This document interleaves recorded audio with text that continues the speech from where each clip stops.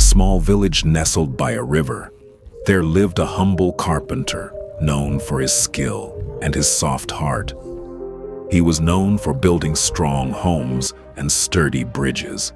Though he was poor, he never refused to help anyone.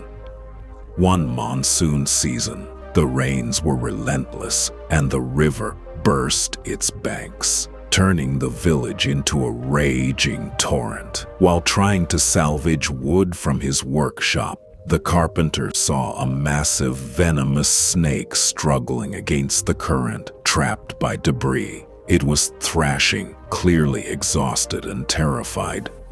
Most people would have let it drown, fearing its deadly bite, but the carpenter, seeing only a creature fighting for its life, reached out with a sturdy plank.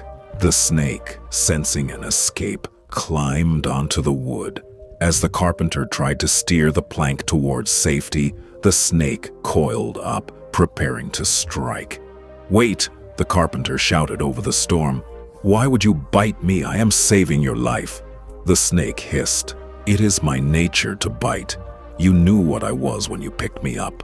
The carpenter paused, the water rising around his knees. He looked the snake in the eye and said, "And it is my nature to help. If I let you die, I am not the man I claim to be." He didn't drop the snake. Instead, he gently nudged the plank onto a high, dry bank.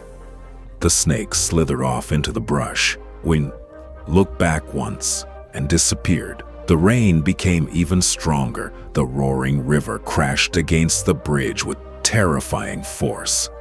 Harun worked through the storm, tying ropes and replacing broken planks, while the villagers helped carry wood.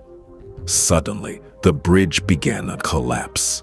A thick rope snapped. The carpenter slipped into the raging water. The villagers screamed helplessly as the flood carried him away. Just then, something unexpected happened.